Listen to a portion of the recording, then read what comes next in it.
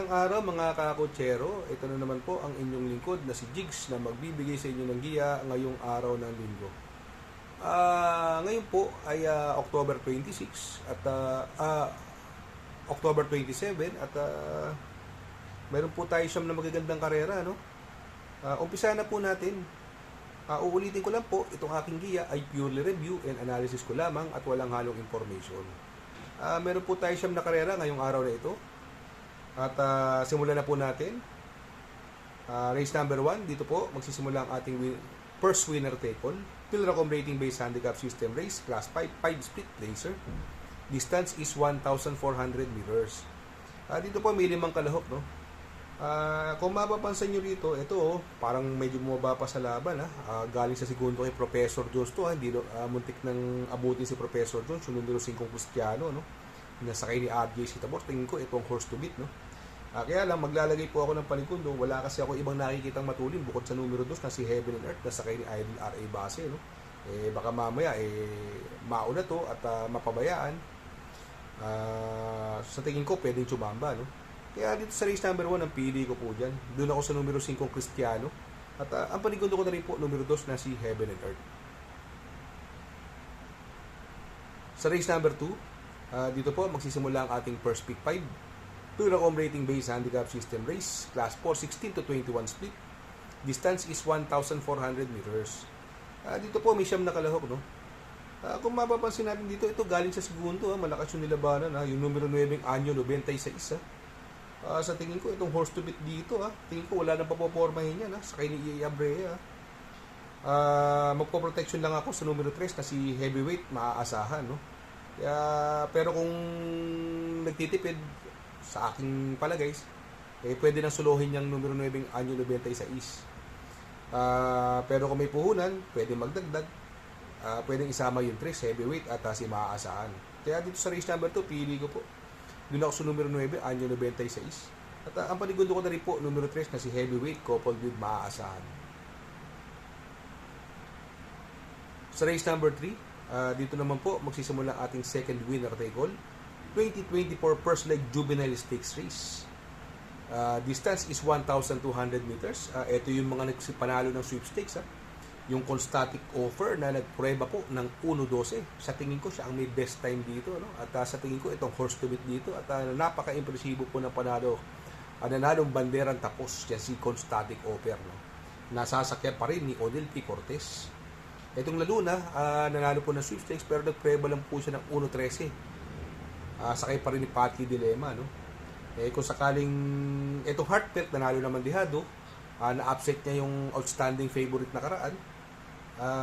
Sakay naman ni Mark Alvarez, pwedeng bumuliglig din sa kanila, no? Kasi itong tatlong to matutulin, yung Constatic Offer, Heartfelt, Laguna. Kaya lang may best time yung Dosta Constatic Offer at saka sa breeding niya, yung tatay niya magaling din, nakabayo din ni Sir Tan A.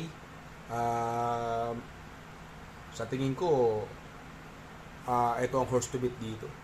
Kung sakaling magkaroon ng nutyahan, ang pwedeng tumalo yung numero 4 na si Midnight Bell, no? Ito si Midnight Bell, segundo kay Laguna yan, yung pagkakabanggit ko na karaan, nasalto lang po ito. Siya na segundo nun kay Laguna. Kaya dito sa tingin ko, no, magdadalawa po ako dito. Doon ako sa numero 2, Constatic Offer. Ang paligundo ko na rin po yung numero 4, Midnight Bell. Sa race number 4, dito naman po magsisimula ang ating pick 6. 2024 PCS o Anniversary Race. May 6 na kalahok. Dito gandang karera nito, no? Bilya po ang karera, no? Ito puro matutulin. Kaya lang lamang sa numero is tulin ola. Pag pinaporma nila sa unahan to, makakatapos ng karera ito. Alam mo naman tinalo nito si Boss Emong, no?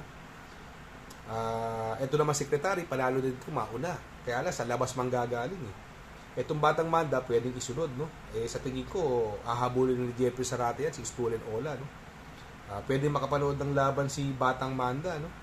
Sonic Clay at Diversity pati si Sky Story, no? Kung titingnan mo itong laban ito, halos lahat sila mabibilis din, Pero ako ang napupusuan ko po diyan, doon ako sa baka pumabor, no? Baka hindi pagbigyan ni Secretary si Stolen Ola, no?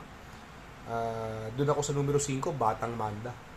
Ang panigundo ko na rin po yung secretary dahil matibay ito, no? Matibay ito kahit sa lutsyahan, no? At isasama kong pandihado, ito, magandang dihado ito, yung galing sa panalong numero 2, Sonic Clay, sakay ni Jeffrey Bakaykay,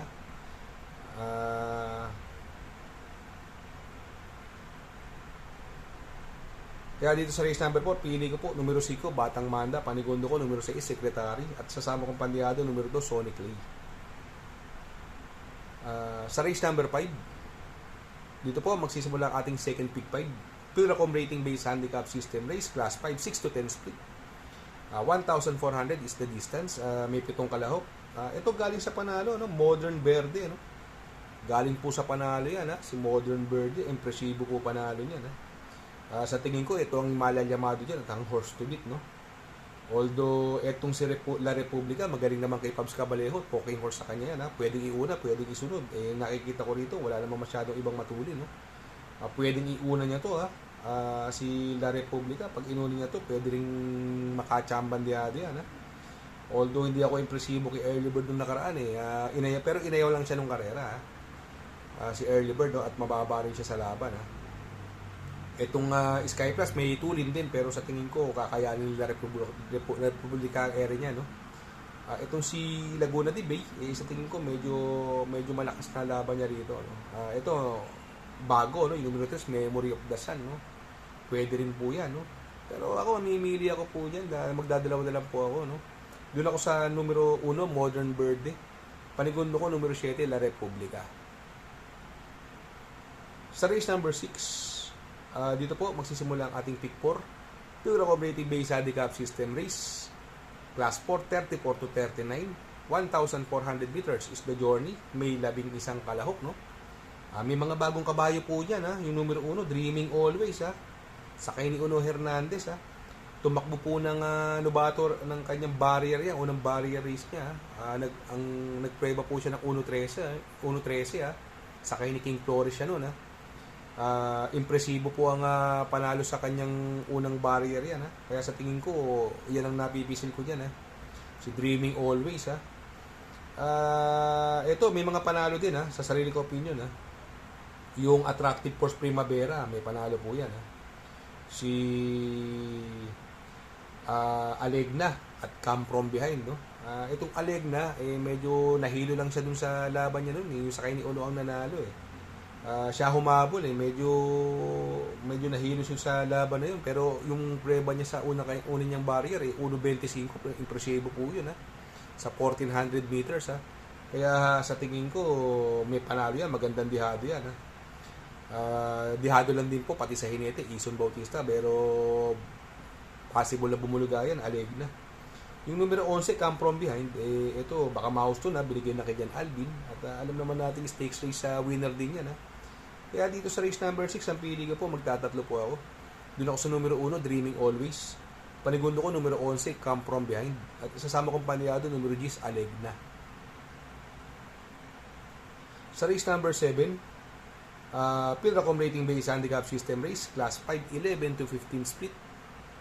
Distance is 1,400 meters, may 10 kalahok. Dito po, kung titingnan natin dito yung karerang ito, sa tingin ko ang magbibigay ng unahan dito, ang mauuna, yung numero 10, Victorious Angel, pwede makatapos siya, sakay ni Isaac Aguila. Itong Distant Thunder, may bilis din, palagay ko, yun din ang panalo niya, mauna kung sakaling magkaroon sila ng habulan, pwede rin pumabor dun sa numero 9, Go Aidan Go, sa tingin ko naman, itong laban na ito, silang tatlo yung mababa, sa tingin ko silang tatlo din yung maglalaban. Kaya ako, pili ko rito. Doon ako sa numero 11, Victorious Angel. Panigundo ko, numero 7, Distant Thunder. At sasama kong bandiyado, yung numero 9 na si Go Aidan Go. Sa race number 8, penultimate race, Pilracom rating based handicap system race, class 5, 6 to 10 split. Distansya po natin dito is 1,400 meters, may dito, may 10 kalahok. At sa tingin ko naman, itong laban na to, doon ako sa numero 4, Senyong Yana, coupled with Magnolia Ashley. Sakay ni Uno Hernandez ito si Senyong Yana, gamay niya po yan, at sa tingin ko, mababa sa laban. Ang magdadala ng unahan dito, si One for the Road, tsaka si Mr. Aldrich. Ito kasi si Mr. Aldrich, lately, napapansin ko pagka pinareremate or sinusunod parang hindi maganda tinatakbo ito naman Caloocan Zap, sa Kinidan Camanyero, gamay na gamay niya po yan. Kaya siguro dito sa race na to, magdadalawa na lang po ako. Doon ako sa numero 4, No Senyong Yana, coupled with Magnolia Ashley. At ang panigundo ko po dyan, yung numero 10 na si Caloocan Zap. Sa race number 9, sa last and final race, Pilracom Rating Based Handicap System Race, Class 4, 22 to 27. 1,400 meters is the distance. May 12 kalahok. Anybody's race po ito, mga kakutsero. No? Dito, may mga panalo po rito. Para sa akin, sarili kong opinion, yung Warchip, This Girl is on Fire, Full Combat Order, Carmela's Love, Golden Sunrise, Gold Rush, magandang biyado yan, at Beltuna. Pero mamimili lang po tayo dyan, si Carmela's Love, napalaban lang po kay Redpin nakaraan niya. Medyo magaling yung nakalaban niya, Redpin Kaya ngayon sa tingin ko, malaki na panalo niya rito, no? Medyo malakas lang yung laban niya nakaraan. Itong Golden Sunrise, laging segundo, baka mahusto na, nagagamayan ni Joel Cabarrios, malaki rin po panalo niyan. At ito pwede ko isama rito, no? Yung magdadala ng unahan, yung numero 3 na si This Girl is on Fire, no? Nabiligay na Kinidan Camanyero, no? Wala naman ako ibang nakikita ng ibang matulin dito, no? Tingin ko walang makakabuliglig sa kanya rito, baka makabuo at makatapos ng karera to, mag-abangan sila, pwedeng pandihado yan, magandang dihado po yan, no? Kaya dito sa race number 9, magtatatlo po ako rito. Doon po ako sa numero 5 na si Carmela's Love. Panigundo ko numero 8, Golden Sunrise. At isasama ko pandihado, numero 3, This Girl is on Fire. Good luck mga kakutsero. Sana po matapat ang ating giya at yung mga nakasunod, sana po ay magsitama po kayo. Ingat po tayo mga kakutsero at bumabagyo. Ako yung makikisuyo lamang na please like, share, subscribe, and hit the notification bell para update kayo sa aking mga giya. Good luck po and happy racing!